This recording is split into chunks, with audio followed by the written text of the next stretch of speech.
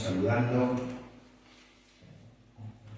Es bueno que estemos en comunión entonces todos juntos, escuchando la palabra de Dios. Hoy vamos a estar recorriendo un poquito el capítulo 19 de Primera de Reyes. Vamos ahí, si quieren ya los hermanos me dicen a mí cuando lo tengan cerca. Primera de Reyes, capítulo 19. Vamos a estar hablando un poquito del profeta Elías. Vamos a estar hablando un poquito del rey Acab, séptimo rey de Israel, con su famosa esposa en las escrituras, que nosotros muchas veces citamos, que es Jezabel. Recordamos entonces para los hermanos, Primera y Segunda de Samuel y Primera y Segunda de Reyes nos cuenta la historia de todos los reyes de Israel y de Judá.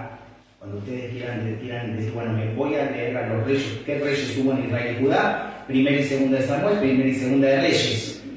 Están todos. Primera y Segunda de Crónicas están solamente la cronología de los reyes de Judá, principalmente. Entonces, sabiendo esto, uno va entonces a leer donde hay un orden ya al empezar a leer. Voy a leer los reyes, todos los reyes, me voy a Primera y Segunda de Samuel, Primera y Segunda de Reyes, acá también Primera de Reyes, capítulo 19.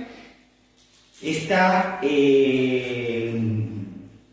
reinando acá, se casó con Jezabel, una mujer malvada realmente, persiguió, mató profetas, herido de espada, es hija de Baal, ¿sí? Así que el Baal, imagínense que significa Baal vive. O sea, acá se casó con una mujer cuyo padre adoraba a Baal, ¿sí? O Merodach, o Marduk, ¿sí? Porque fue cambiando. Ustedes saben que las mismas divinidades que venían de Mesopotamia, en la zona donde estaba, de donde salió Abraham, en la zona de Ur,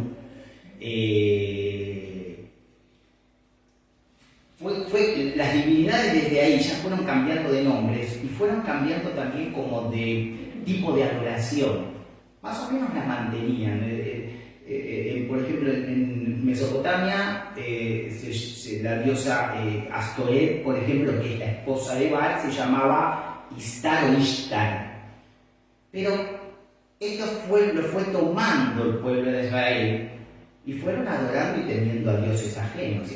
Lo que le ha pasado y lo que le pasa hoy al pueblo de Israel es esta rebeldía de alejarse del Dios verdadero, de Jehová.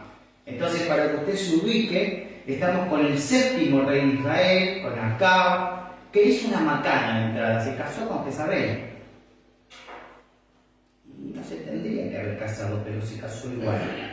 Y habrá gustado, ¿no? La atracción, sabemos todo lo que se juega en esos encuentros amorosos, pero no quiere decir que sea lo mejor, ¿sí? Y vamos entonces a estar viendo qué pasa, porque acá está la aparición del profeta Elías, que es mandado por Dios a terminar con esta idolatría, en este periodo de tiempo, ¿sí? Estamos hablando del 870 más o menos antes de Cristo. Y aparece Elías de repente, entonces, ¿se acuerdan que predice una sequía? Predice la sequía, no llueve por 3 años y medio. Esto es como castigo de la idolatría que venía haciendo o practicando Israel. Vuelve a orar Elías, ora por lluvia. Tiene una victoria espiritual grande ahí, en el Señor, por supuesto, en Jehová. Llueve de nuevo, la tierra seca, porque hubo hambre en la tierra, hubo hambre en toda la zona. Y empieza a ser usado por el Señor. Entonces, nosotros vamos a ir despacito, después usted va a volver a la lectura, pero quiero que saquemos unas 4 o 5 enseñanzas de esto, que nos sirven hoy, por supuesto, ¿no? Porque la palabra de Dios está vigente. Ya nosotros no negociamos con el mundo, ¿se acuerdan? Que, no, se empieza a leer la palabra, bueno, pero era en aquel tiempo, entonces lo cambiamos ahora, no. La palabra de Dios no cambia, es verdad que hay un contexto cultural, pero si la palabra dice algo, la palabra no puede contradecirse. Ni se contradice la palabra ni la podemos contradecir nosotros. Si algo no es, hermanos, algo no es. Y tenemos que ser fieles al Señor, ¿sí? No por ser queridos o por no ser queridos. Nosotros no estamos para agradar a hombres ni a mujeres, sino para agradar al Señor y ser fieles al Señor con lo que hoy nos reveló. Si mañana nos revela otra cosa y es del Señor, bueno, bienvenido, pero tenemos que ser fieles a lo que la palabra dice, ¿sí? Entonces, tenemos el capítulo 19, y vemos que, vamos a leer el capítulo 19, versículo 1. Acá Dios que saber la nueva de todo lo que Elías había hecho. ¿Qué había hecho Elías? Elías había terminado, hacía un rato, de mandar a degollar a 450 profetas de Baal. Los profetas de Baal servían a Baal. Y estuvo el suceso ¿se acuerdan del holocausto que hicieron? Que él les dijo, vamos a armar los holocaustos a los profetas de Baal. Pusieron la víctima, o sea, el cordero sobre el holocausto, sobre la leña, hicieron el holocausto, él dijo, yo voy a hacer otro. El Dios que envíe fuego y encienda el holocausto del cielo, ese es el verdadero Dios. Bueno, después de ese suceso, los profetas de Baal gritaban, se sajaban, ustedes saben que se cortaban en esos, cualquier parecido con la actualidad usted me dice, se sajaban, chorreando sangre y pedían a ese Dios, a Baal. No contestó, porque Baal no es un Dios verdadero, es un ídolo, ¿no? Pero sí le contestó a Elías. Elías había no solamente armado el holocausto, sino que había echado varios litros de agua sobre el holocausto, diciendo, bueno, vamos a probar al Señor. Él necesitaba probar al Señor en este momento porque había muchos testigos. Y el Señor, bueno, consume todo del cielo. Bueno. Y después de ese suceso, los manda a degollar a los 450 profetas de Baal, que estaban al servicio de Jezabel, ¿no? Entonces nosotros sabemos que empezamos a leer versículo 1 y 2,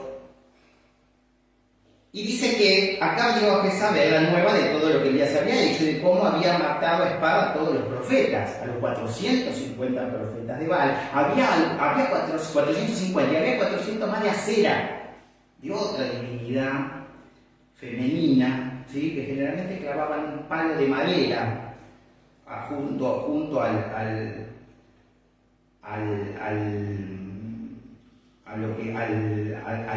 adoración o a lo que adoraban de Baal, ¿no? A los altares.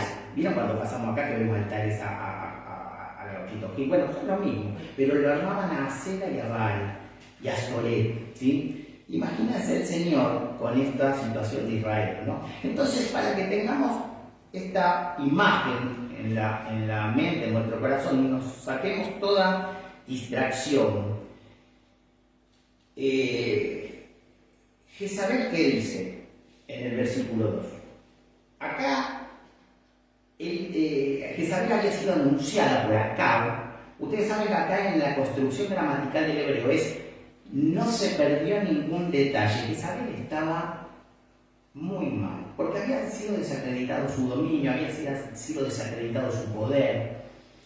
Habían matado a todos los profetas, donde ella invertía mucho dinero, del dinero real, para que esos profetas la apoyen a ella. ¿Sí? Eran profetas que engañaban, porque eran falsos profetas. ¿Está bien? Ahora,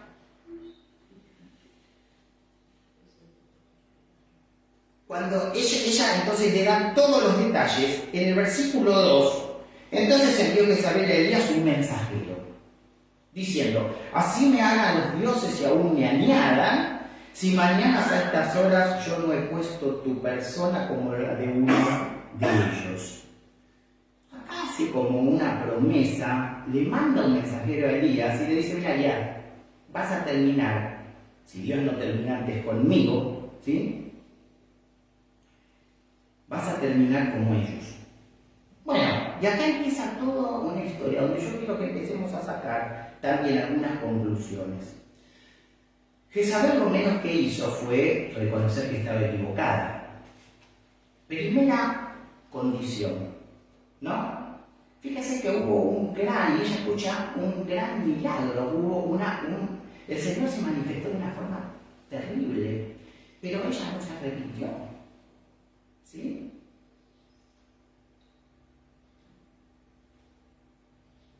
Arrepentimiento menos que menos, no se equivocó tampoco, ella estaba en lo cierto. Y responde con qué, con venganza, ¿sí? Recordemos nosotros, hermanos, que, y dentro del tema que estamos tratando, cuando llevamos nosotros el mensaje a los incrédulos, pasan cosas parecidas, ¿sí? Vamos a ir viendo esto. Nosotros cuando llevamos la palabra, destruimos y tiramos el mundo del incrédulo, lo derribamos, porque el incrédulo está cimentado, apoyado sobre su experiencia que es el mundo. Tengo esto, tengo lo otro, tengo que conseguir esto, tengo los planes hechos. Pero cuando uno va y le lleva la palabra, uno tira por tierra todo eso. Acá en Isabel pasó lo mismo, ¿sí? Pero no sirvió para arrepentimiento, hermano. Muchas veces nos va a servir para arrepentimiento que llevemos el Evangelio. Y uno puede endurecer el corazón y querer llevarle, y ese corazón en vez de ablandarse, se endurece más. Esta es una de las cosas que tenemos que tener en cuenta. Nosotros tenemos que saber que una falsa fe o una fe mal entendida hace que tengamos una vida equivocada, pero a los creyentes también. Cuando nuestra fe se trastoca o empezamos a tener unas experiencias que están lejos de lo que Dios dice, por ejemplo, o empezamos a actuar en nuestra carne, nosotros empezamos a equivocarnos. Una fe descentrada en Dios, de Dios, o una fe equivocada, da una vida equivocada, errónea. ¿Está bien? Entonces, Jezabel lo podría haber matado directamente. Bueno, el poder que tenía Jezabel nos hace pensar que podría haberlo matado sin avisarle. Personalmente, creo que lo que quería ella era que se vaya. Y que de alguna manera, si el profeta Elías se iba por miedo, y todos lo veían así medio temeroso, como estuvo, ahora lo vamos a ver, iban a decir, ven, qué Dios verdadero. Sí, ahí pasó eso, pero miren ahora, este varón de Dios que... Personalmente yo creo esto. ¿Y qué pasó entonces? En el versículo 3, viendo pues el peligro, ¿quién? Elías, se levantó y se fue para salvar su vida y vino a Berseba, que está en Judá, y dejó allí a su criado. Él hizo 160 kilómetros a Berseba, dejó allí al criado, ¿sí? Y después vemos que siguió camino. Y vamos a ver qué camino siguió. O sea que muchas veces, hermanos, después de hacer lo que Dios nos manda, puede venir una sensación de peligro en nosotros, de temor. Tratamos de alejarnos a lo mejor. La idea del peligro, nosotros hacemos lo que Dios nos manda. No sé si les ha pasado. Y después empezamos medio a dudar, lo habré hecho bien, porque empieza una sensación de peligro. ¿Qué pensarán? ¿Qué dirán de mí?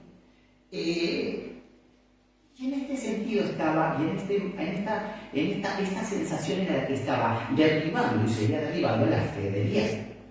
Cuando penetra el miedo en nuestra mente, en nuestro corazón, nuestra fe empieza a resquebrajarse.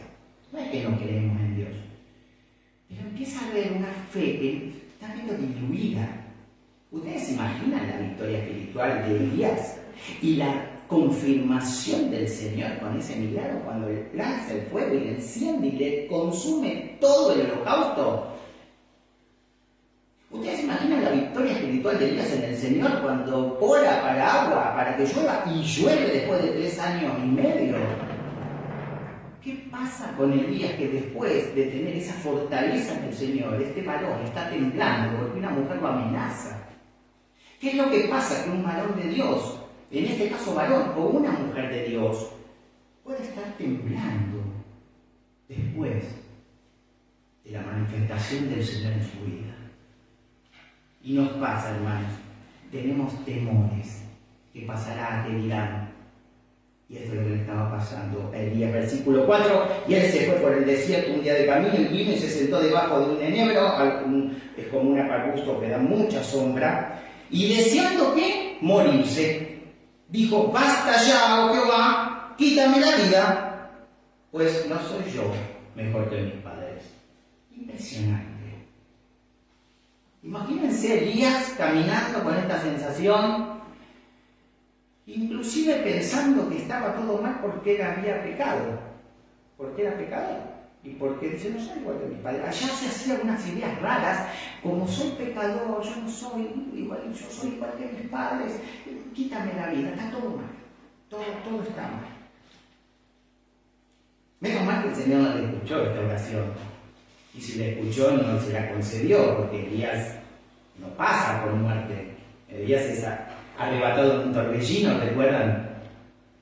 No pasa por muerte, Elías no muere, ¿no? Todo lo que quisiera como que nos pase a nosotros, no pasaba por las puertas de la muerte física.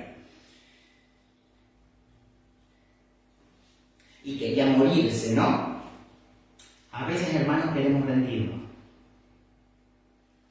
A veces, hermanos, nos vemos como los únicos que sufrimos en el planeta. Y nos agarra esta autopiedad. Porque yo, Señor, estoy así y estoy sufriendo. Y nos centramos, el profeta se empezó a centrar en él. Se olvidó de los demás, se olvidó del ministerio, se olvidó de la misión, se olvidó del servicio.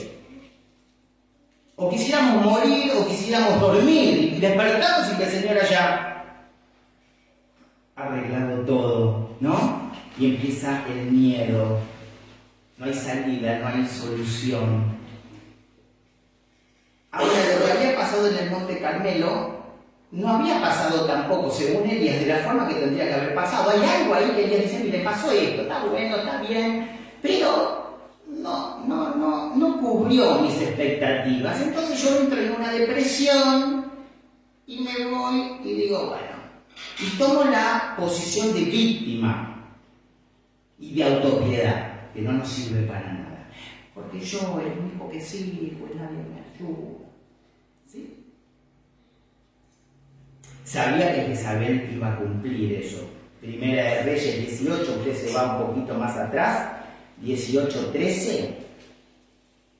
No ha sido dicho a mi Señor lo que hice cuando Jezabel mataba a los profetas de Jehová, que escondía 100 varones de los profetas de Jehová de 50 en 50 en cuevas y los mantuve con pan y agua. Hermano, Elías sabía que eso se iba a cumplir. O posiblemente, era muy posible que se cumpla. ¿Por qué? Porque se venía cumpliendo y Jezabel le venía matando profetas del Señor a montones. ¿Qué pasa cuando realmente nos confrontamos con una situación difícil, hermano? Donde ahí tenemos que decir: listo, aunque me muera, tomo mi cruz, como dice, tome su cruz. Tomar su cruz no es, bueno, cuando le vaya mal, el Señor se sigue en... No. Tomar la cruz en la palabra es: ¿está dispuesto a morir por mí?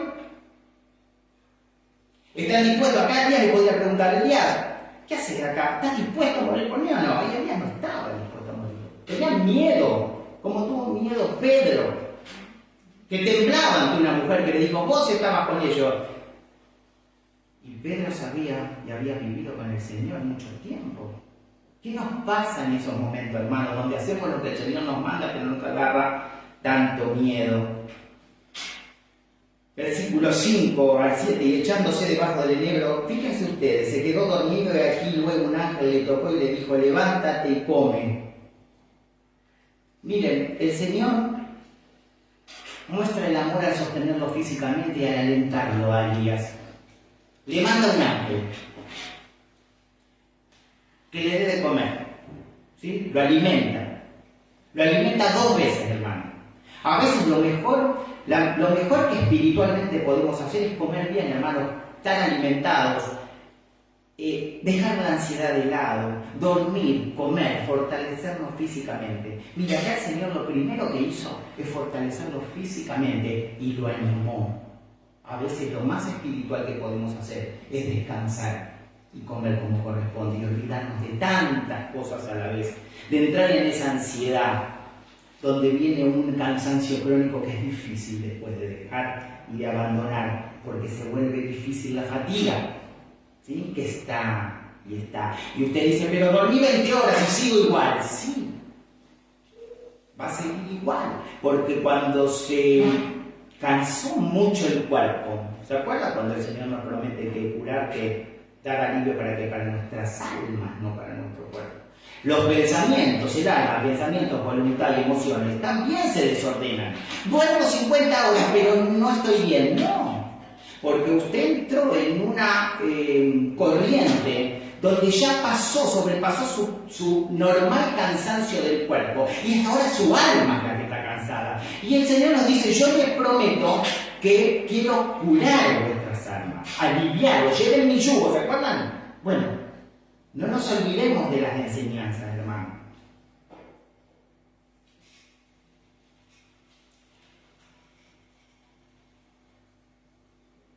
Ahora, el Señor puso un ángel.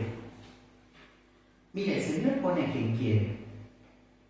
¿Sabe cuántas veces a lo mejor nos pone una hermana al lado para alentarnos y decirnos, no es tiempo de rendirte? Pero muchas veces, ¿qué pasa? No escuchamos, hermano. Porque ahora vamos a ver que Elías tampoco escucha. No está escuchando. Nosotros tampoco escuchamos.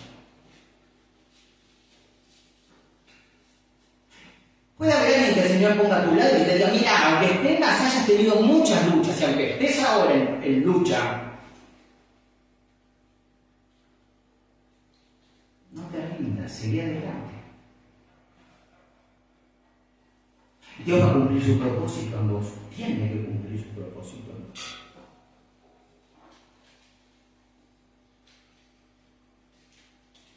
Acerquémonos a Jesús, hermano, quizás aún nos quede un largo camino por recorrer.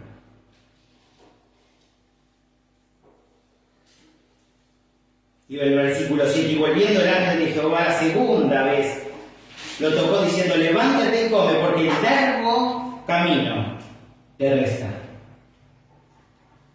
¿Ustedes se imaginan en plena depresión,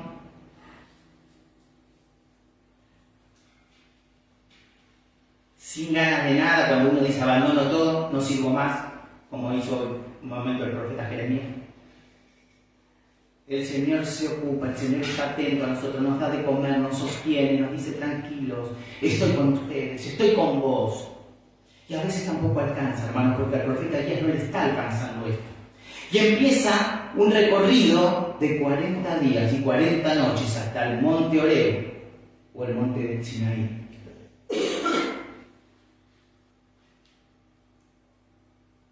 ¿Cuánto caminó?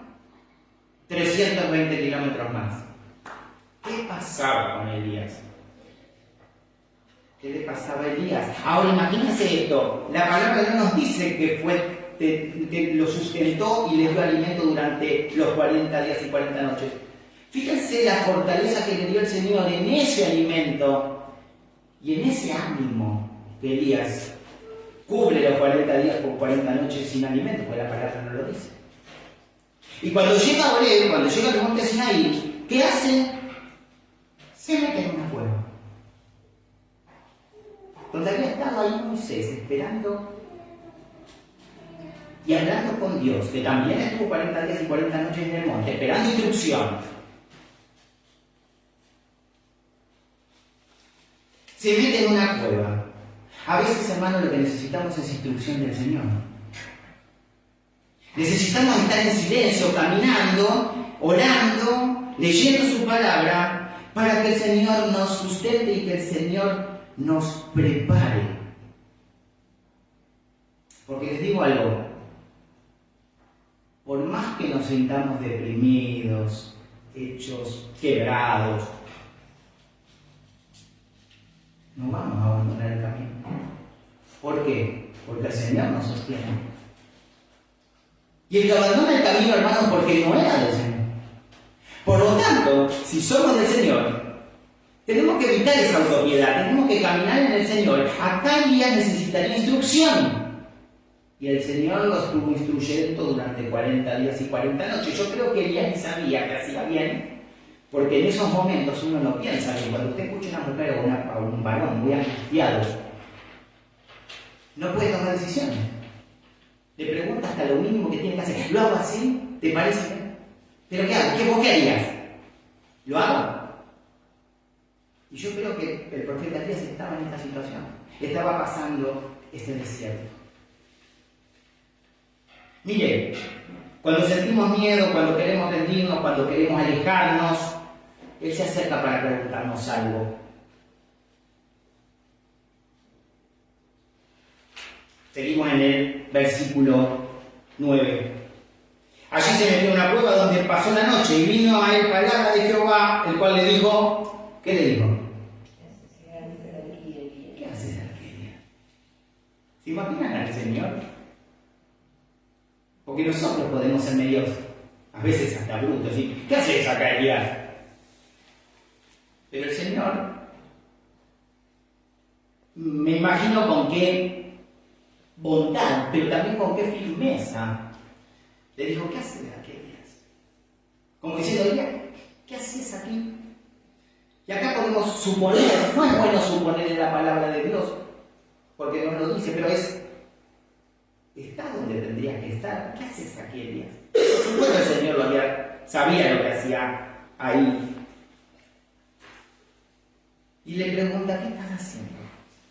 Miren, nosotros podemos estar así en este estado, podemos estar dudando, podemos estar pensando que las cosas van a salir mal, pero el Señor nos pregunta, ¿qué haces aquí? ¿Sí? El Señor te pregunta, ¿qué haces aquí? Ruth, ¿qué está pasando? ¿Qué haces aquí? Elías, ¿qué te pasa? ¿Qué haces aquí? Porque el Señor quiere que cumplamos su propósito. ¿Sí? Él no quiere que nos mantengamos en nuestros motivos. Pero ese que haces aquí viene con toda la promesa de Dios. ¿Sí?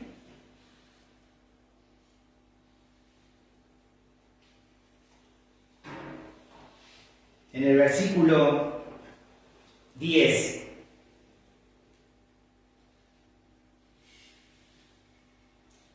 Acá es cuando nosotros damos, como Elías, la justificación.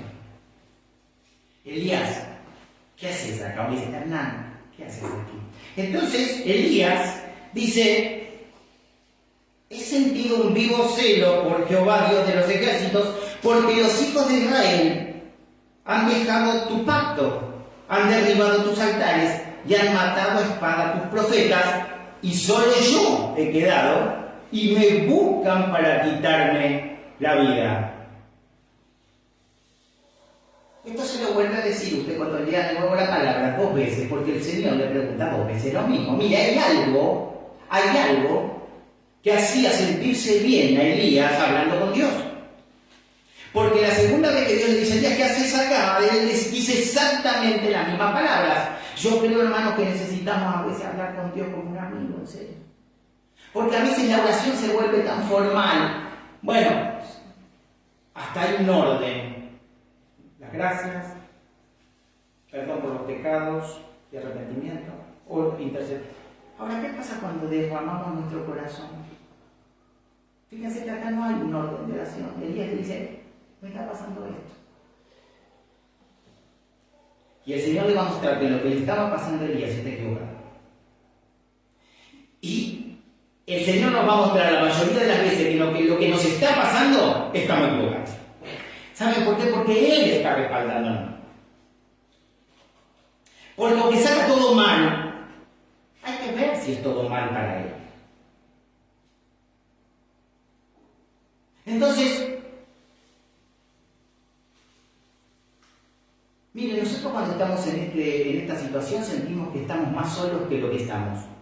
Los hijos de Dios, cuando estamos en esta situación, nos sentimos más aislados y solos de lo que realmente estamos. ¿Sí? Y esta sensación la hemos vivido, yo estoy seguro que usted la ha vivido. Y la vivo, y la vivimos y la vamos a seguir viviendo. Entonces, si Elías era el último que tenía fe, si Elías dice que todos hacían las cosas mal, ¿no tendría que estar motivado Elías para decir, Señor, yo soy el último que queda, yo voy a estar a tu servicio y no voy a permitir? No. Elías tenía una distorsión en su pensamiento, hermano. Elías quería retirarse del servicio. Elías mostraba la naturaleza irracional de la incredulidad y el temor.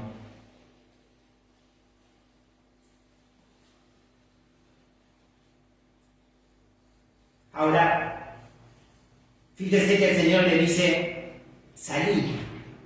¿Sí? Él le dijo, sal fuera y ponte en el monte delante de Jehová. Dios le está diciendo, salí de ahí. Lo saca del lugar donde un hijo de Dios está escondido. Porque un hijo de Dios, sirviendo a Dios, no puede esconderse así, no debe esconderse así por el testimonio. Y le dice, salí. Ponte en el monte delante de Jehová. Yo me revelo a vos. Yo me voy a revelar, yo te voy a dar señal. Hermano, Elías sería terco en esto.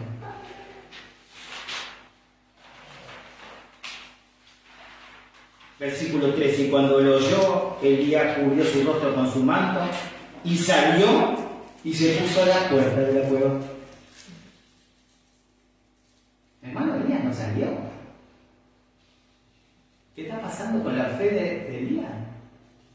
Elías no salió, se quedó en la puerta temblando y el Señor le dice,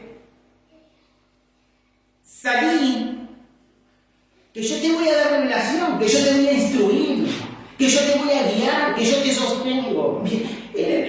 Versículo 3 dice, se puso a la puerta. ¿Qué nos pasa, hermanos, cuando inclusive Dios nos está hablando y seguimos temblando de miedo? A ver si pasa esto, si dicen esto, ¿qué nos pasa, hermano? Mire, él sigue insistiendo en su propio aislamiento y el Señor sigue insistiendo en que salga a la cueva.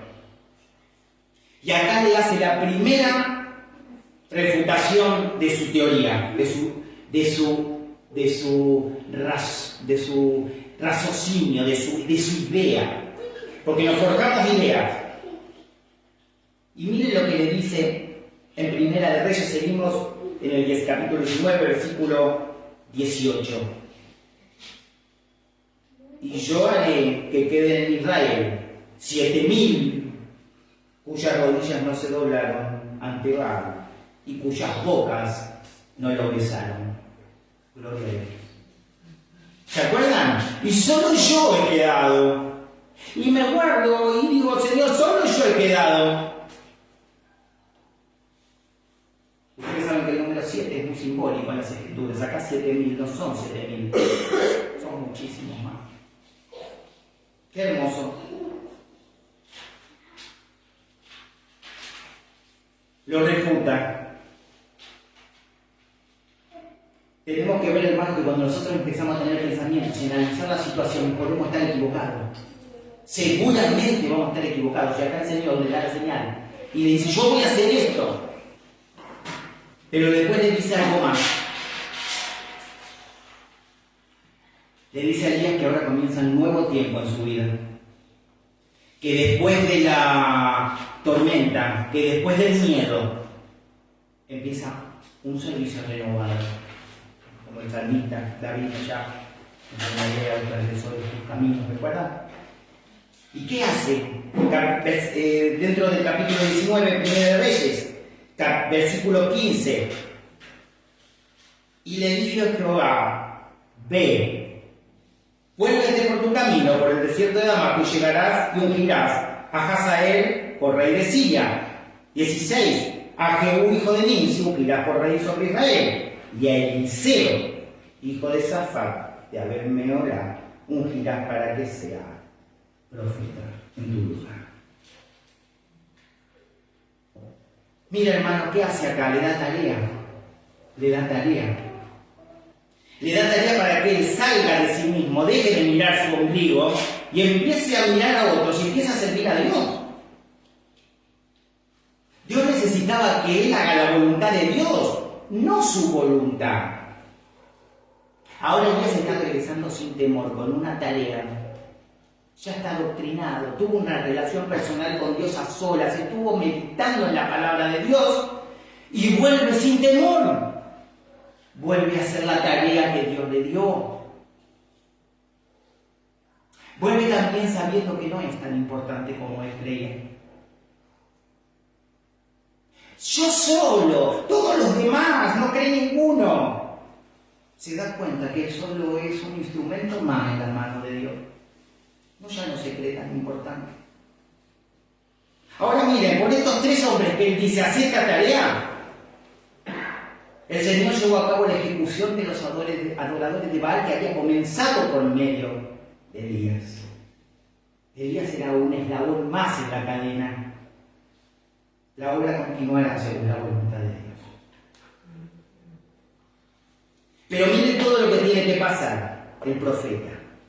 Tiene que temblar de miedo. Pero gloria a Dios, que escuchó a Dios. Entiende su equivocación, vuelve y sigue sirviendo. Y no solo nombra, sino que le dice al Señor, es necesario que pongas a alguien que va a ser tu sucesor. Es necesario, hermanos, formar hermanos porque pasamos y los demás, y ellos van a seguir. Es importante levantar líderes, hermano. Y es importante que los que crean que Dios los puso en el liderazgo se empiecen a animar a hacer lo que tienen que hacer.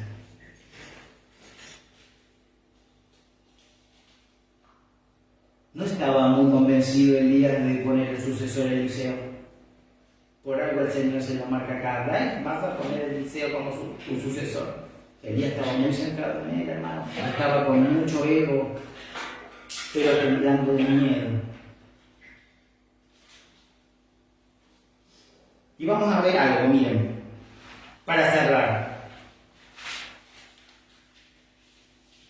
3 cositas o 4 cortas. Es posible que sintamos que nuestra tarea no lleva frutos, que no vemos los resultados. ¿Es posible? Sí. Que nosotros estamos haciendo cosas y vemos resultados, ni vemos resultados y pensamos que todo está saliendo al revés. Es necesario ahí tener paciencia y hay que seguir adelante, hermano. A veces podemos comenzar, pero otros terminarán la tarea en un tiempo corto o lejano, no lo sabemos. Nosotros comenzamos, somos un eslabón más. Nunca debemos pensar que somos los únicos fieles, hermano. La obra es de Dios. No podemos creer mejores que otros porque yo tengo más fe que el otro, Dios me utiliza más que el otro, o de todas esas cosas que hacen división. No somos los únicos fieles, hermano. Cada uno sabe lo que hay en su corazón y cada uno sabe cómo y qué relación tiene con Dios. Y Dios sabe lo que hay en cada corazón. Siempre habrá corazones tan duros como el de Jezabel, hermano. Y tenemos que estar preparados para eso. Para no temer, no enojarnos ni salir corriendo. Después de una gran victoria puede venir la tentación del desaliento, hermano, y tratamos de convertirnos en víctimas. No tenemos que convertirnos en víctimas. Porque yo, mira lo que hago, no me reconocen ahora, me dijeron. No, hermano. Usted tiene que tener una relación con el Señor. Tenemos que tener una relación con el Señor. Que estemos seguros de lo que estamos haciendo y que seamos fieles a su palabra. Y el Señor va obrando, está obrando. Después del desánimo se renueva hay un nuevo tiempo de servicio, hermano. Se renueva el servicio en nuestra vida, en nuestro ministerio, en lo que estamos haciendo para Dios. ¿Sí? Llevémonos esta enseñanza, hermano. Volvamos a leer al profeta, a Elías, esta situación que pasó. En el Evangelio de Juan, capítulo 8, versículo 43, dice: Señor, ¿por qué no entendéis mi lenguaje?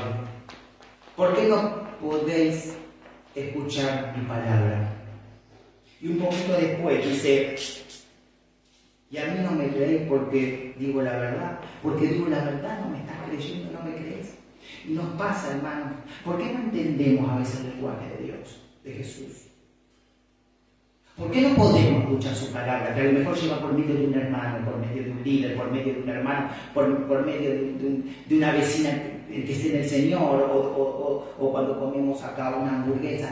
¿Por qué no podemos oír su palabra? ¿Por qué no podemos oír el consejo de nuestra esposa? ¿Por qué no podemos oír la esposa oír el consejo de su esposo que está en Dios? ¿Por qué no podemos oír su palabra?